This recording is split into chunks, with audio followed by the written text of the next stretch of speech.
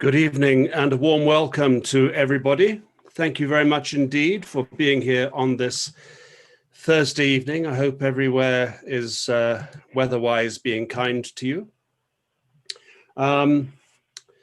It's wonderful to see some new faces with us today, and I'm also extremely delighted to welcome John Mills. John, good evening to you. Hi. Declaration of interest. I interviewed John when I was at the manufacturer, and also we shared a panel. I don't know if you remember this, John, but we shared a panel on Turkish television talking about... Oh, yes, I do remember that. Brexit, yeah, so there we are. I'm sure we got on famously. I can't remember whether we did or not, but it was an interesting occasion. So people are coming in. So while more and more people are coming in, just also like to welcome Niraj, who's a newcomer today. Niraj, how do you do? Hi, thanks. Thanks, Nick. Very good to see you. Ewan Lloyd Baker, Ewan, good evening to you. Yes, hi there, Nick. And Luke Thompson, hello. Also Nick. A fresh one. Hello to you. Now that we've got the Kaizen Members Hub up and running, if you want to find out who anybody is, you can just go straight to that and, of course, check out everybody's details. So that's why we did it, and that's what it's for. Otherwise, we'll spend all evening introducing each other to giving our life histories, not get down to the discussion, which today is prompted by the foundation of the Institute for Prosperity by John Mills, who is a very well-established businessman in his own right over many years, with a very, very large company with a global spread called JML Group, deeply politically involved with the Labour Party and also with the Brexit campaign, and believes that the future of the UK economy very much rests in the hands of manufacturing. Now, of course, we all like to feel that it does, but it's fascinating to hear him say that manufacturing, currently round about 10% of GDP, could, with the right policies, aim for 15% of GDP over time. John, I wonder if I may ask you, really, why, although you must obviously have these ideas, the fact that you formulated them into an institute and gathered around you a board of advisors means that you really are serious in taking this project, this policy forward. I wonder if you could help us understand a little bit why you think you stand a chance, given that so many other efforts have failed in the past. Well, let me start by giving a little bit of background information about the way I think the economy is shaping up in the decade we're now in. And that is pretty poorly for at least three reasons. One is clearly we've got the problems with the coronavirus. The second is we've got a whole lot of very expensive problems coming down the track in climate change, in extra healthcare costs, extra social care costs, in more education and training, and in pensions. But thirdly, we've got a very low underlying rate of growth now in the UK economy. But if you look back actually over the whole of the West, not only the UK, during the first 25 years after World War II, the economies were growing at about 4% per annum. That slowed down to about 3% the last quarter of the last century. For the first two decades of this century, it's been about 2%, and now it's gone down to about 1%. And I don't think it's any coincidence that this has happened at a time when the West, and the UK in particular, deindustrialized. Even as late as 1970, the UK had about 32% of its GDP coming from manufacturing, and it's now less than 10%. And why has this got so much to do with the growth rate? It's because the manufacturing sector is much better at producing productivity increases than the service sector is.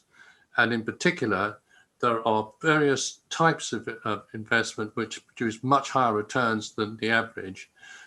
Then they're centered around technology, mechanization, and the use of power.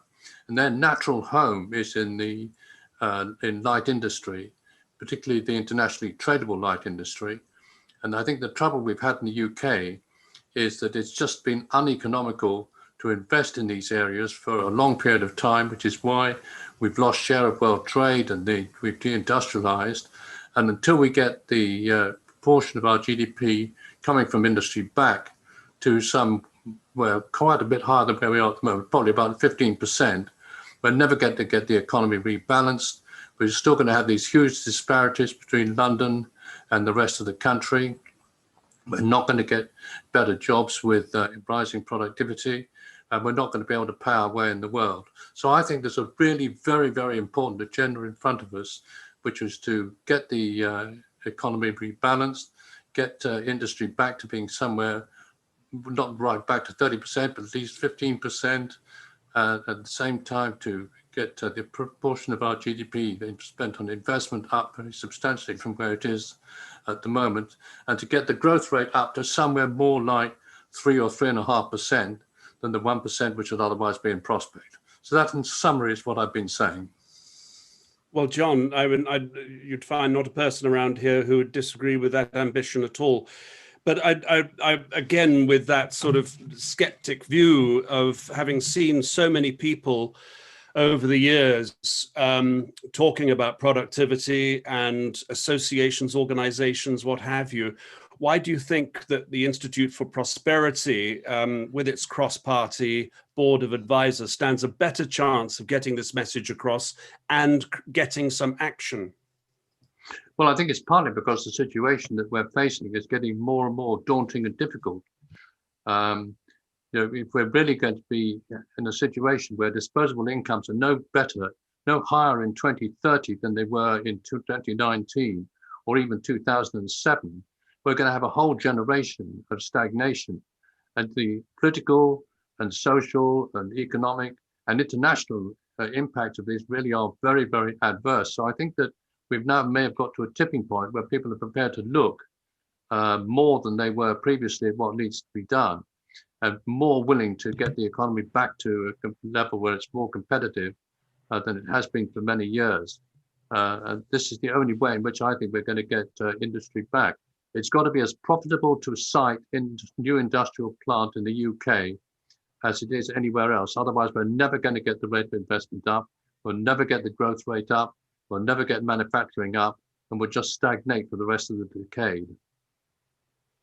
Well, I don't want to sit here conducting this as an interview. I had a terrific interview with Caroline Flint, who's the chair of the board of advisors at John's Institute the other day. I'd like to open it to the floor. John, I think just sort of rules of engagement, so to speak. I'm hoping that you're as willing to learn from the assembled party as we are from you. So stand by for comments as well as questions. And please, there are lots of us here tonight. So I'm not going to, can't run this like a ringmaster, but I think the best thing is if somebody holds up their hand, if they'd like to ask a question or make a comment.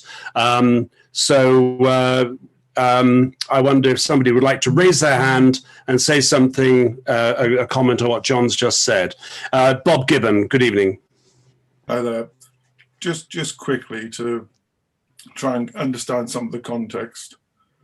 You talked there about a perspective for 2030, and that's a great vision to have.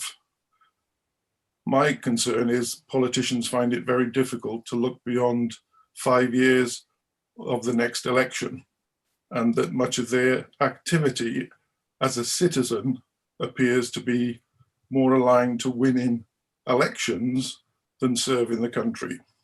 So what difference can prosperity make in influencing a set of people that in the 40 years we talked about haven't done anything so far? Well, I think there's a lot in what you said, but I think there may be one particular aspect about the political situation in this country which may make a difference. and that is what's happened with the what's so-called red wall seats, which Conservatives won from Labour at the last general election. Now, what the government has promised to do is to level up the economy by devoting more resources to these areas. But basically what these areas need, I don't think, is more subsidies. What they need is more opportunities to produce enough to sell to the rest of the world to enable them to pay their way, which they're not doing at the moment. So I think it may well be the red wall and the need to do something really drastic to get these areas more prosperous may be the trigger that's going to get people to look at things in a different way. I really hope so, because otherwise, as you said, I think there's a real prospect that we're going to finish up with a decade of stagnation, a bit like we had in the 1920s, with no increase in living standards and rising discontent. And this would wash over into the political system, and this is the pressure that might come on MPs to make them take a different view. Yeah, if I could just add something that Caroline said in our interview. Number one, the Institute Board of Advisors is very much cross-party, includes luminaries such as Vince Cable. But there would also be, I suspect, some kind of effort to get political parties to agree that an industrial strategy is not just for Christmas, it's for whatever period one says. But in other words, it's within certain, obviously, political parameters. It's hands off the big initiatives that should be agreed at cross-party level. John, do you think that maybe there might even be some kind of national, I don't know what the word I'm looking for, but some kind of gathering of minds to agree that some initiatives should be left in place? Well, I think there should be. I mean, I think that a very substantial change in view is going to be taken, particularly around what we do with macroeconomic policy, with competitiveness, and with the exchange rate. I mean, I think the problem with this country is that we've got into a sort of mode now of running the economy very much in the interests of the service sector rather than manufacturing. And services can do quite well with £1 at whatever it might be, 150, because on the whole services aren't terribly price sensitive, and because we've also got a whole load of natural advantages on services with our universities and our legal system and our geography and the orientation of our workforce and our universities and so on. But the problem with services is it's difficult to sell them abroad in sufficient quantities to pay our way. Even though manufacturing is only 10% of GDP, it provides about 45% of our exports, whereas services with 80% of GDP or more only provide the same amount. So if we're going to close the gap, it's really got to be done with manufacturers, more manufacturers, which is why I think we need about 50% or something more manufacturing in place in proportion of GDP than we've got at the moment. So I think that what we need to get any real changes made is a really substantial change of heart about what drives investment, what makes the country more competitive. I think what's actually happened is that over the last 40 years, economic policy has been driven very much by trying to keep inflation down rather than get manufacturing up, and that just needs to change. Okay, Steve Murphy, then Ben. Oh, hi. Hi, John. Steve Murphy here. My main area of work is in continuous improvement within manufacturing industry. And I have at Adam's weekly chat on Twitter, we have come up with the premise, why can't we move from 10 to 15% of GDP? But I've had a quick look over your website, and to be honest, I didn't see anything related to a real improvement in continuous improvement waste reduction skills within broader British industry. There are some great examples that have been brought in from the likes of Nissan, Toyota, Honda. But to be quite honest, generally going around British industry from SMEs all the way up to blue chips, I do not find continuous improvement of all business processes that well embraced. And that I think there's a massive opportunity there, but I was, shall we say, a little disappointed to see that it wasn't mentioned at all on your website. Well, I think there are two particular points to make there. I think I ran a manufacturing company in this country for 25 years through until the mid 1980s, when it was run out of business by Margaret Thatcher and Geoffrey Howe. So I know what it's like, and my experience of British industry on the whole, compared to manufacturing elsewhere in the world, and I've been involved in getting products made all over the world and selling them all over the place for many years, is that the average quality of management in British industry, unfortunately, and this especially at the top, has been dismally poor compared to what it is in many other countries. When I was at university, none of the people that I was there with wanted to go into manufacturing. They all wanted to go into being lawyers and academics and clergymen and goodness knows what else, but not actually making, selling things. And I think this is a kind of culture which we've developed in this country, which has been driven by the fact that manufacturing has never had the social cachet because it's never been as profitable as it might have been for, decades now, going right back to the 19th century. And so we've got a legacy that's got to be overcome. But I think it's also a real problem in this country, not just at the top, but lower down, with lack of skills of the right type. And if you look at the figures, in Germany, 1 in 5 people have got a technical skill. In this country, it's 1 in 10. And if you look at what's happened to training, particularly on technical subjects over the last few years, during the last decade, that the expenditure of this country on that kind of training went down by about 1% of GDP. I mean, a huge, huge sum. And this is leaving us further and further behind. So, I think in terms of improvement in the quality of what's going on in manufacturing, you've got a problem right across the piece. You've got a top management problem of people who are just not as sharp as they are in many other places in the world. And you've got a skills problem layered down. And something's really got to be done about both of these elements if we're going to get back on top of it all. But what? What should we do? What are we going to do? Well, I think that you need a higher quality of management to focus in on getting all the improvements that are possible in manufacturing, and you need a better skilled labour force to be able to take advantage of it. It's a two-pronged approach. Yeah, and we all know that both of those. I think the government is, the government is planning to increase FE funding at last. I think FE students get £1,600 a head spent on them. University students get something like £3,600 spent on them. Ben, you wanted to ask John a question. You're muted. There you go. Hi, John. Thank you very much. It's been really interesting to hear about. So, John, I've worked in Germany a bit, and one thing which has always hit me is the strength of their Mittelstand sector. And around every corner, there seems to be a manufacturing company, and also the long-term investment outlook. And that, of course, does make a tangible difference to their economy. So, assuming that, in the ideal world, the UK would gain some of that type of style of business, what would your suggested policy levers be to get to that destination? Well, I think you're back really to this whole question about the prestige and the esteem with which manufacturing is held, which is much higher in Germany than it is in this country. And this is what attracts families to go on putting people from their members in and building businesses up over a long period of time. Whereas in this country, I think far too many people who do get involved in manufacturing at all go in there on the basis they're going to be there for 5 years or 10 years. And then as soon as they get a decent offer from somebody else, they'll sell out.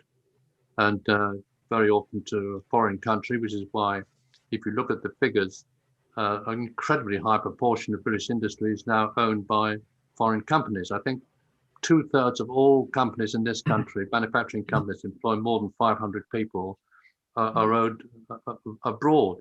So I think it's going to be very difficult to get away from this kind of short-termism, and unless the prestige of British industry generally goes up. And I don't think you'll ever get that up unless it becomes more profitable. And it is interesting that if you look at Germany, about 20% of GDP in Germany comes from manufacturing, because there's this long tradition of manufacturing excellence is there, and the education and training that goes behind it. Whereas in the UK, you've just got the reverse. Typical of the fact that when austerity came in the 2010s, It was training that took as much of a hit as anything else. As local government funding went down, local government didn't give priority to the training it might have done. You know, it's typical of industry just not having the resources and prestige and political clout that other countries have got that have led to them being much better looked after than they have been in the UK. And until we change this attitude, I think it's going to be very difficult. And if we did have a change in circumstances, much more competitive in this country, lower exchange rate, a stronger opportunity for people to make money, I think what you probably get in this country is a whole slew of new people coming in to take advantage of the new opportunities were there. And that you might then find that we had a different attitude to manufacturing among a whole new generation of people coming in. And I think that would be a very helpful thing to have happening. Well, this sets up the conversation perfectly to introduce Ewan Lloyd Baker. Ewan, good evening to you. I know you'll have something to say on this. Yes, hello there, and thanks very much, John. I'm intrigued, and I'm sure hopefully I'll have a chance to ask more than one question, but let's say specifically on the point which, as I understand it, sort of the weakening of sterling relative to other currencies is a sort of a key driver. You think of, let's say, getting the 10 to the 15% in terms of the manufacturing share. Surely a weaker pound would then make, in effect, UK-based companies cheaper for overseas companies to buy as well, as you've just highlighted. So, you know, whilst on the one hand you're saying it would support exports, on the other hand it just makes our assets cheaper for overseas buyers to come in, and basically, unfortunately, we then lose control of our ownership, control of our destiny, and ultimately, therefore, it means that subsequent investment is less likely to happen in the UK. Well, that's raised an interesting question about whether the whole policy about allowing foreign companies to acquire British companies really makes any sense. And, you know, what happened in the UK was that we sort of opened our doors to foreign acquisitions of companies in a way that really no other country in the world did. I mean, the French had a company called Danone, which makes yogurts. And that was regarded as being something which was a national concern that shouldn't be taken over from abroad, whereas we're quite prepared to sell ARM, we're quite prepared to sell all our football clubs, manufacturing units, vast amounts of property, anything is up for sale in this country. We've got no public interest test on takeovers. No other country operates on the same basis as we do. And I think one of the things that really does need to change is realizing there's a huge difference in investment coming into this country, from investment in plant and machinery and factories, which I think is really needs to be encouraged, and portfolio investment, which is buying existing assets, shares in existing companies, stocks and property, which is actually all lumped in with the same direct investment, which is applauded in this country, whereas actually all it does is it pushes up the exchange rate, makes industry less competitive and runs it down.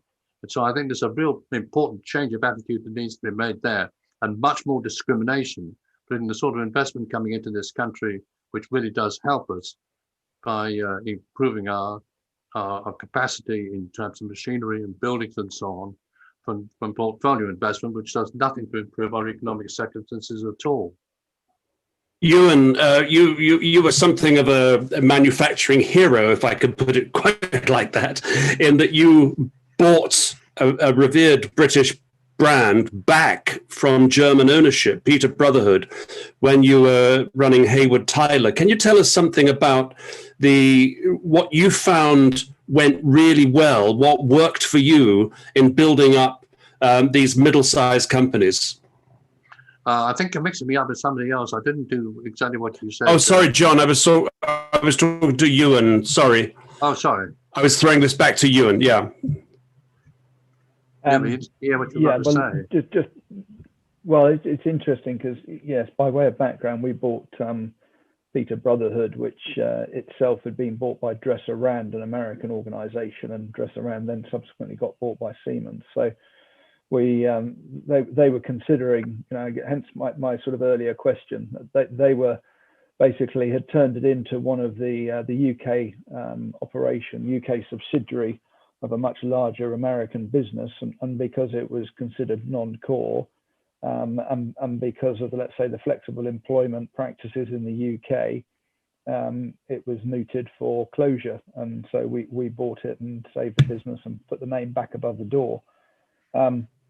So I'm intrigued because, you know, I think obviously the headline lever is talking about, you know, making the pound weaker, and clearly that's attractive from an export perspective, and you know, 85% of our business was export. But you know, the exchange rate was not something that kept me awake at night, because as an exporter I can hedge against exchange rates, and I can hedge basically on the basis of when I know what my, you know, forward order book looks like. The bigger, more fundamental questions that for me at the time were much more around this cultural piece, around the education, around leadership, and around long-term investment and access to capital. And a lot of the capital that that capital sources that we went to source and look for were incredibly short-term. You know, so we were a quoted business, and we would be measured in terms of 6 months or 12 months. But the factories that we were looking to build and the investments we were looking to make were often measured over a sort of a 3 or 4 or 5 year time period. So I think, you know, unfortunately, talking about just, you know, making the pound weaker is frankly just scratching the surface. There are far more fundamental issues that I think would need to be addressed, and need to be addressed as part of an overall strategy, not just a piecemeal approach. If I can just respond to that, I mean, I think that there's two aspects to all this. One is on the demand side and one is on the supply side. On the demand side, I think if you do have a lower exchange rate and you're charging all your overhead costs, your wage costs, your salary costs, all the overhead costs, taxation, interest, everything else out at a much cheaper rate, then the very competitive market there is for manufactured goods, you're going to be better off if you've got a lower cost base than you have a higher one. But what I would say is that I don't think having something to do with a lower exchange rate is going to be the answer to all the maiden's prayers. What you need then is a whole industrial strategy that comes in behind that with a whole range of different elements: better education and trading, better infrastructure, more short-term, less short-termism, more cash for industry, better planning decisions to provide facilities, all this kind of thing. So you need a mixture of demand and supply to get this, get the trick back in place, and to get manufacturing re-established on a reasonable basis. And there is a particular problem here. I mean, if you look at right across the West, I mean, there's been a tendency for lots of countries in the West to deindustrialize, with a portion of GDP coming from manufacturing to go down and down. And reversing that trend is something that hasn't really been done before. And the real question is, what can you do to get that reverse to take place? What can you do to build it back up again? And I think the answer is that you have to have this combination of demand and the supply side, both in place to get it to happen. Otherwise, it just won't occur. Any more thoughts? Yeah, Niraj, good evening. Hi, good evening, everyone. I haven't touched about some fundamental issues. So in context of that, how about productivity? Average output delivered per hour of work. So which has the productivity growth in the last 10, 12 years has been relatively very poor, a little under 3%. So how do you reckon productivity can be improved? Do you think better use of innovative technology can help, or what are the other ways that can improve? Well, I think the return you get on various different sorts of investment varies enormously. And the reality is that the return on investment, what's called the social rate of return, which doesn't include just the private rate of return to whoever promoted the investment in the first place, but includes all the benefit coming from better wages, from higher profits, from a stronger tax base, from new products and cheaper products. All of that, if you look at across the piece, what you find is that most investment, particularly public sector investment in roads and schools and hospitals and new buildings and housing, actually doesn't produce much in the way of economic growth. And nor does a lot of investment in the private sector in office blocks and shopping malls and IT systems for solicitors and all that sort of thing, doesn't produce much either. What does is a fairly narrow range of investments, particularly in technology and mechanization and power. and they're capable of producing really very high social rates of return, somewhere in excess of 50% per annum on average. And that's the only way that you could have had the huge growth rates you saw in Japan after World War II and China more recently, massive investments in these sort of areas. And I think the only way you're going to get that to happen is to make it very profitable to do it. And if I can digress just for a moment on Japan after World War II, I mean, part of the reason why Japan grew incredibly quickly for 25 years or so, more than that, 30 or 40 years after World War II, was they had a very competitive exchange rate. But that wasn't the only reason. One of the really crucial supply side things that was done in China, in Japan, was to make industry have access to funds on really favorable terms. Now in the UK, borrowing money from banks for manufacturing, as I'm sure a lot of you will know, is incredibly difficult. What you need to do is to have a system which actually really favors money going to industrial investment rather than housing and all the other things we spend money from banks on in this country. And so that's one of the really major supply side changes, which I think you need to add into the mix if you're going to get any sort of manufacturing revival to take place. And of course, what the investment will come when productivity comes, and therefore returns are going to be improved, etc., and more secure. Just as an observation on the exchange rate, after the 2016 EU referendum vote, the pound took a bit of a knock, and exports actually did go up, as John contends they would if the exchange rate is lowered, and actually new markets were found, more goods were sold, more revenues came back to this country. John, the question I would put to you on that is that that was a market-induced reduction in the exchange rate. If you find a mechanism and how you do it and how it's which levers you pull to make it happen, but if you do it artificially, does that not then introduce issues around beggar thy neighbor? Do you not run the risk of increasing inflation? All those other knock-on effects. In other words, you can't reduce the exchange rate in isolation from all the other issues around it. Well, I think the answer is that actually you can, and a lot of the difficulties are exaggerated. I mean, if you take, for example, when the pound went down from 2007 to 2009, from $2 to the pound to about 150, inflation hardly flickered. When we came out of the exchange rate mechanism in 1992, everybody said inflation would go up. Actually, it went down. And the reason why this happened is because although if you have a devaluation, all import prices go up, you've also got a whole lot of factors to go the other way. You get longer production runs, you get lower interest rates, you get lower tax rates. And as a result, this tends to offset a lot of the increases. And if you look at all the devaluations which I've done that have gone on in major countries over the period since World War II, what you find is sometimes when you have a devaluation, inflation goes up, sometimes it goes down, but most of the time it stays pretty well where it was before. So I don't think there are those sort of arguments against having a lower exchange rate. I think the problem is that we had over a long period in this country, interest rates have been higher than they have in other places.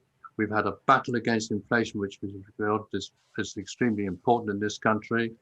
We've had an economy which has been orientated towards what suits services rather than manufacturing. And the cumulative results of all this is that we've had an exchange rate which has been far too high for manufacturing. And as a result of this, investment in it has gone down and down. You know, investment in manufacturing, or if you look at the Office of National Statistics, I mean, the category that's really crucial there is plant and machinery. It's gone down from 4% of GDP to about 2.6%, I think it is now. So it's fallen by about 30% over the last decade. You know, if it goes down and down like this, you get to a stage where the new installations of machinery and so forth is actually lower than the depreciation of existing assets. So you've got no new real investment of the really productive kind coming into the economy at all. And hardly surprising, you finish up with no productivity increases. And this seems to me to be just the road to ruin, which we need to offset. Well, there's a ONS chart which I'll share with the group when tomorrow at some stage, which actually reinforces what John's saying. Since 2008, only 4 parts of the manufacturing sector have been in growth. I think I'm right in saying it's automotive, pretty certainly food, yes, repair of machinery, and I think it was aerospace. Every other sector of manufacturing has been in decline. Now, obviously, there has been a net growth, but the net growth has come from 4 winners who have overcome the losses made by everybody else. Of course, the huge fear now is if anything were to happen to automotive or aerospace in particular, I think food is going to be very secure for the near future anyway. This looks very, very difficult indeed. Now, John was talking earlier about some of the things that can and should be done in the manufacturing sector. I'd like to invite people to say what they are doing to improve their productivity, investment in technology, and so on. So please tell us how individual companies are doing as John is suggesting. Who'd like to lead on that? Barry, good evening to you. Hi guys, good evening. Good evening, John. It's interesting to listen to it, and in fairness to you, well done for putting your head above the parapet, and at least coming up with an idea, and that's what we need. For me, I turn businesses around. When we're in a turnaround situation in a country, and that requires strong leadership with a vision, and we haven't got that. Today I've seen another event by the UK 2070 Commission, which I got very excited about when Lord Kerslake brought it up a few years ago. Wow, we're going to have a 50-year vision like Singapore or maybe Japan had. And I'm no historian, so but the facts that what you were talking then about Japan and stuff like that, we need to have a really strong look in the mirror and understand what this tiny island in the middle of the sea actually is, and decide what the vision for it in the future is. And one of those byproducts of that vision may be weakening the pound. At Playdale, we can't weaken the pound. All right, I can make my products cheaper. I export to 51 countries. The reason why I don't export to more or don't do more of it, we are far too expensive in the UK. Yeah, we're a developed nation, not a developing nation. I've got unions, all right, and I've got people that are comfortable, and we've gone through the 60s, 70s, and 80s, and the countries around me are still doing that. I'm 6 times the price of a manufacturer in India for playground equipment. So what am I doing to change that? I'm investing in technology, on a shoestring at times, all right, and it's 4IR and simple things. But before we managed, invested in the tech, we ensured that our systems and processes had no wasting, and we uncovered so much because of our arrogance, when we said, well, we've always done it this way, which is a British culture. We're the best engineers in the world, and we do everything right. Well, wake up, guys, because other people have caught us up and gone past, and our processes are a bit, 80s in a lot of things. And how have I found that out? Well, I've pushed a lot of people into education. 30% of our workforce are on NVQ level 3 and above, all the way up to master's degrees. All right, we're constantly going to master classes. We're doing stuff like this. We're on lean forums, and we're learning every day. And from that learning, it then gives us the ability to make sure we're digitizing correct systems and not text systems. And guess what? We're increasing our margin, or we've got the ability to lower our price. We are scratching the surface, and we've got a long way to go, as this country has as well. And people, I've been in 60 countries in the last 10 years. And when I ask, oh, we're British, do you want to buy British engineered products? They go, oh, it must be good. You're in Europe. Or, oh, you're near to Germany, so it must be good. A handful of people have said, oh, British, yes. Yet we're indoctrinated in the UK that we've got this God-given right to march over the world. Well, we've got to wake up to that. and to look at these kind of principles and say, right, how do we change it, and to create a vision is the only way. So, you know, it's a start. I think it's a great discussion, and well done for starting it, but I don't know if it's the solution. Who else would like to talk about what's happening in their business that reflects some of the changes that that John said are needed? Let's have some optimism. Rowan, good evening to you. Hi, thank you very much for taking my question, and thanks, John, for being on the call. I think this ties back to something I was going to mention earlier. So I've recently been made redundant from a global Japanese manufacturer based in the UK. They have several different businesses in the UK, and I'm now working with small and medium-sized manufacturers and people up and down the supply chain to help get their voices heard and get them seen. And the struggle I have is that a lot of these companies and a lot of small manufacturers, I'm talking about manufacturers with maybe less than 20, 25 employees, of which I think there are about 13,000 in the UK. And, it seems like a lot of it is focused on, the likes of Toyota, Honda, Siemens, all the big manufacturers. And when you talk about investment from multinational corporations, I work very much with the small corporations. And a lot of them seem to have kind of lifestyle support companies where they're happy with being very small, not increasing their productivity. They haven't really got ambitions to grow. So I was thinking, how am I going to help them change that? That's what my mission is to help these small companies become large companies and outgrow that foreign investment, but also, through initiatives like yours, the Institute for Prosperity. I was looking at your website, and I believe it says prosperity, growth, and equality. How do we, how do we inspire these lifestyle support companies to be ambitious and grow? That's part of what my challenge is. I don't know if anybody's got any answer to that. I think we all know of companies like that. We know of companies who take the Playdale route, and we know of companies where the owners are very happy to sit around till retirement time, cash out, and go. And it's a great shame because they are holding on to talented people who could be working in other companies and making a huge difference. There seems a lot of lethargy, complacency, stasis in the sector, and it's not just manufacturing. I think it's right across the UK. And I'm wondering if anybody's got any ideas how you shake people out of this. You can't shake a independent business person out of this lethargy, but I don't know what else you can do. Adam Payne, I thought you'd have an idea about this. Yeah, I mean, there's loads of things coming around in my mind with this one. The smaller industries, the SMEs and the medium-sized businesses, as like John has said, is we've had decade after decade of no drive with industrial strategy. So why the hell should they give a shit? They don't see the optimism of where can I go? What can I do? How can I do different things? Can I grow? Where can I grow? Who's showing me this? Because the drive for manufacturing isn't there. So they're quite happy probably sitting there as a lifestyle. I'm making a big assumption as a lifestyle.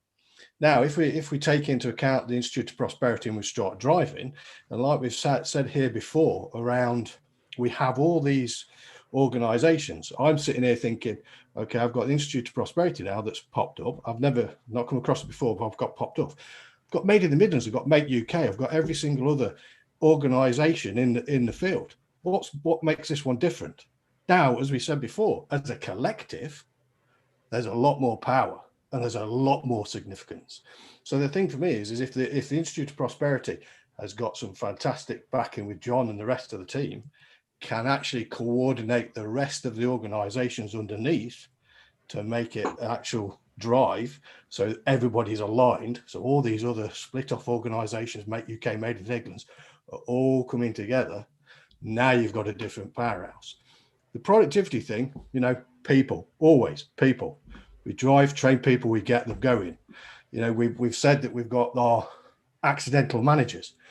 John's already said skill sets. We've had this discussion around driving skills. We've got to drive those skills, those middle management skills, the leadership skills. Once we do that, we'll drive from the bottom in going, when doing the continuous improvement that Steve says, right at where the work is being done, we drive them productivity.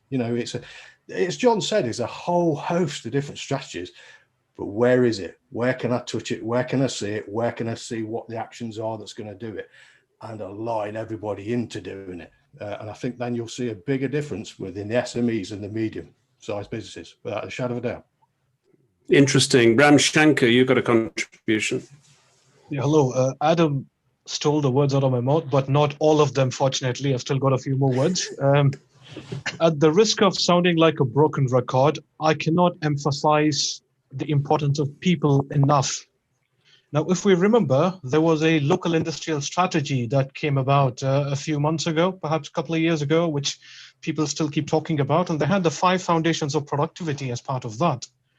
The way I look at it, it's people, ideas, places, infrastructure, and business environment. The problem that I see with that is get the people out of the foundation of productivity, put people at the heart of it, and have the other 4 things, like, for example, ideas. People come up with ideas. Infrastructure, ensure you have robust infrastructure so that people can get from where they live to where they work and back without a worry, so that they can focus on the work.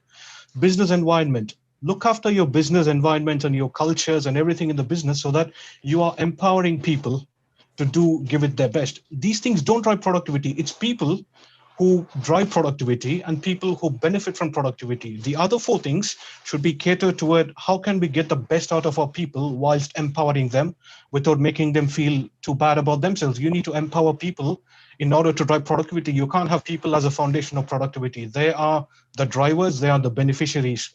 That's how we need to look at productivity as, not by using people as a foundation, because you just stamp on people if you use them as a foundation. Very good point.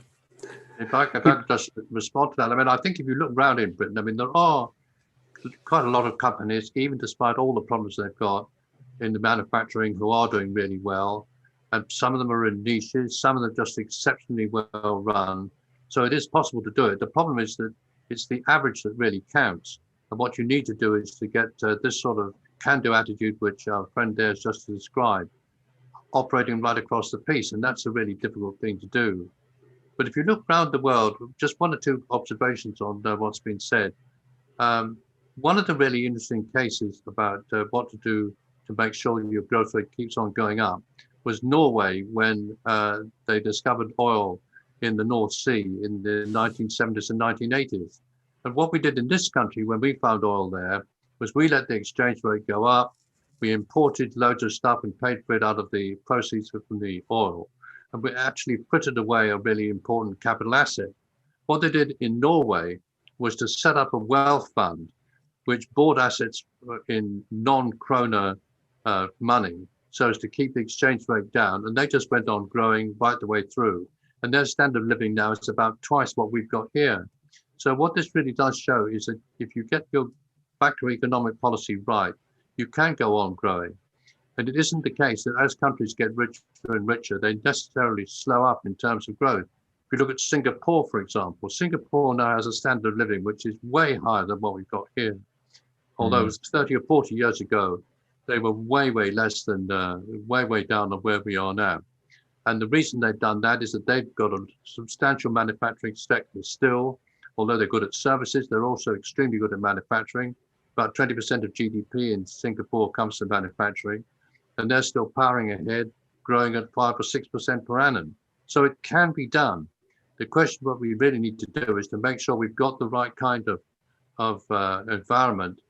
And as I said earlier on, I think it's a combination of getting the supply side right, which is what we've been talking about a lot this evening, but also get the demand side right as well, to make it really profitable for people to invest in the UK in manufacturing. And I think if you make it profitable, you get the money in. If it's unprofitable, whatever you do in terms of other policies, it'll never work. I'd like to ask Richard Hagan if he'd like to contribute. Always put him on the spot. Crystal Doors up in Rochdale, because you are very gung-ho about pursuing company policies that will drive productivity and sustainability. So please let John know a little bit about what you're doing. Yeah, certainly. It's been very interesting to listen to you, John, and obviously the angle that you're coming from. And yes, manufacturing has been eroded over the last 40 years, and there's no single quick fix. That is the definite that I've come out of this conversation.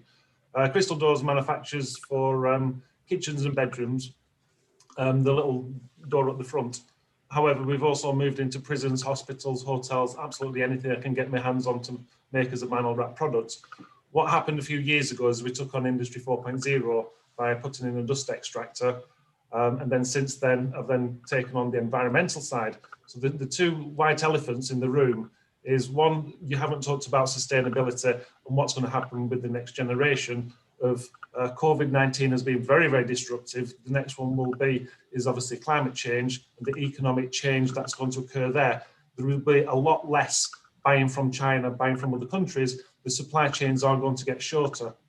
The other one then is circular economy, where you'd actually have the products put back into the system locally rather than what we've been doing for years, which is sending our rubbish over to China to get recycled. But fundamentally is exactly what we've got here. 20 people, 1 female. It is back to the next generation before we're going to see the real change. My brother lives in Norway. He's got 1 daughter who's in the army at the moment, and the other daughter wants to work for Statoil. The understanding of an engineer in Norway is as good as a person in medicine. And that's what we've got, is we've got this artificial understanding of what manufacturing is about. What for me is very, very positive. It's now changing. It's all about technology. It's all about businesses having to represent themselves as a force for good, rather than a money-making exercise of, I can have a big business and make lots and lots of money. So I certainly want to welcome you to start a foundation to support females in engineering. I think that will be the biggest change, but it will take another 20, 30 years before we see manufacturing really pick up in the UK. But I am positive that in the next 20, 30 years, the UK will be strong again. Well, Yeah, please, John, go ahead. No, I'm just saying, I hope you're right about that. I think it's just absolutely crucial to attract talent back into manufacturing. If I can just say a little about my own experience in manufacturing, I was involved in just the sort of thing that China does now, really, and the business I'm still involved in since then, which is injection molding, metal pressing, fabrication, assembly, all this sort of thing. And this involved actually some quite substantial investment in machinery. And we could never make enough money to buy the machinery that we needed to compete with the people who were making the same sort of products that we were in other countries. And then when the exchange rate went up and up and up, in the end, we were driven out of business. I had to start all over again. And then I got involved in getting goods manufactured in China. And I must say, it was absolutely eye-opening to see how much cheaper it was to get goods made there than it was in the UK. It wasn't a question of a difference of 5 or 6%. Certainly during the period in the 2000s, and when the exchange rate was $2 to the pound, we could get goods made in China for about half the price that it was to get them made in the UK. And we did an exercise just recently. We took 20 products that we sell, which are fairly sort of run-of-the-mill products, injection molded, metal pressed, fabrication, this sort of thing, to see why we were making them in China and not getting them made in the UK. And what this showed was about half of them we could get made in the UK, but in those days, the cost was about 50% higher than it was in the UK. Now it's probably less than that, probably 25% higher, but still much higher. But about half of them couldn't be made at all in the UK because the supply chains that were required to get them done just didn't exist. And just to give you an example, we sell a lot of shavers and other things which oscillate to and fro with fractional horsepower motors. Now, there's no fractional horsepower motors manufactured in the UK anymore. They're all made in the Far East. So that means to try and make them in the UK, the major component has to be made imported, which just makes the whole thing uneconomical. So what I'm saying to you is that cost is crucial, as well as all these other supply side things that you're talking about. And I keep coming back to all this. You need a balance between getting the demand side right and the supply side right. And if we can do that, I think there's a reasonable chance we can get manufacturing back in this country to the sort of level we need to rebalance the economy. But if it's uneconomical to manufacture in the UK, which it still is at the moment for most sort of companies, unless they're really brilliant or have got a niche, then we're never going to get manufacturing up from 10% or something where it is now. And it could go down. I mean, it's all very well saying, you know, we've got 10% because we've got pharmaceuticals and we've got manufacturing in cars and aerospace and so on. But all these sorts of activities, the high-tech activities, are ones which in the long term themselves are liable to competition from low-cost producers. You know, I think it's not going to be that long before the Chinese start producing aircraft, the Koreans start producing better cars, Indians start producing better pharmaceuticals. So I mean, we've got threats there. Just because we've still got 10% left doesn't mean that we can rely on that being there forever. There's a danger of that being eroded away. So what I would say is that I think we're at a real turning point now, where we've got to realize that we're under real threat here, and that what we need is a real change of heart to try and get something better in place, and to make sure that we don't slip further down the slope and let manufacturing slide down from 10% to even lower and get our economy less and less balanced. Anybody else got any thoughts they'd like to offer? Ewan, good evening again. Hello there. Yeah, just a really, I guess, picking up on a couple of different points. I mean, first of all, I think, you know, one of the biggest challenges is, you know, the danger is, let's say, you know, trying to go for a sort of piecemeal approach with a sort of, we try a bit of education, we try a bit of leadership, we try a bit, but without bringing it together in a sort of under a coherent umbrella. You know, I think a huge missed opportunity, and perhaps something where, given the cross-party involvement and membership for the Institute for Prosperity, is, you know, we did have an industrial strategy that was published in 2019. It seems to sort of just be gathering dust. It was sort of Theresa May's, and therefore nobody wants to sort of put their name to it anymore because she's, you know, yesterday's damaged goods. You know, but that was a strategy, you know. And if you look at where I think the Chinese in particular are very successful, they're not just working on this current 5-year plan, they're planning the next 5-year plan and the one after that. So when it comes to sort of industrial infrastructure, and when it comes to us as, you know, industrialists making investments for the next factory, you know, and buying the next set of tooling, and as soon as you start looking at things in 5-year cycles, that ties in with, you know, you can have a different conversation with a financial provider. You can have a different conversation with a school or a sixth form educational provider, because, you know, you're talking about something which is going to happen in the future, which you can provide some sort of long-term vision and a greater degree of long-term certainty about. And I think if there's a role of bringing together, you know, the likes for sort of the Institute for Prosperity, it's having that framework and providing that long-term plan to show that, because as soon as you say that there is a future in 5 years' time, there is a future in 10 years' time, then me as a parent or me as an industrialist is far more likely to encourage my children to go into industry or go into manufacturing, and not just look at, let's say, how do we double the size of our current 10%, but actually, you know, it's not just about picking new winners, it's about supporting the businesses that we've got, because we've got some fantastic world-leading SMEs.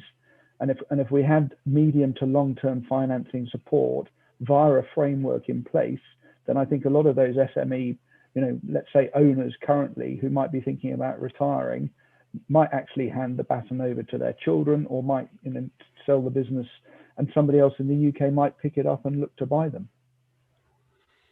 Yeah, well, John, we're coming up to Angela. I beg your pardon. You'd like to say something? I'm conscious of the time. You know what I'm like. But Angela, please. Good evening. Thanks, Nick. Good evening. I'll try not to waffle.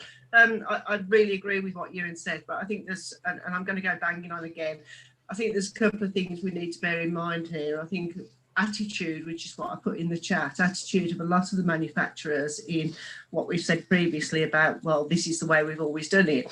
And I really think that they need to start looking at technology and moving with the times, because that's where the kids are. And if they move with the times, the kids will move with them. And unless we get kids into manufacturing, we have no future. We have no future supply chains. So I think it's really important that manufacturers start to change their attitude and start to really look at what they can do and how they can move with the times. As in the words of Baloo in Jungle Book, get with the beat, baggy. Well said, well said. Well, listen, John, thank you very much indeed for coming on and sharing your thoughts with us. And we wish you all the very best with the Institute for Prosperity. I'm sure it's not the last time we'll touch base with you. I've invited Caroline to come on. I think it's really important for us to have conversation with you to help you understand what it's like at the grassroots in UK manufacturing. A lot of what you say is absolutely true, and a lot of what you say is deeply depressing. But I think, as so many have said, it's very important that we get shaken out of any complacency, begin to understand it's not just an individual company issue, it's a national issue as well. Thank you very much, everybody, for being on board. We really appreciate it. John, again, many thanks to you. And I'm going to sign off now because, as always, it's 7 o'clock, witching hour, dinner calls, and I think it's time to say goodbye. So goodbye, everybody. I'm going to share the chat box, by the way, because lots of interesting stuff been going around. But until next time, take care. John, goodbye.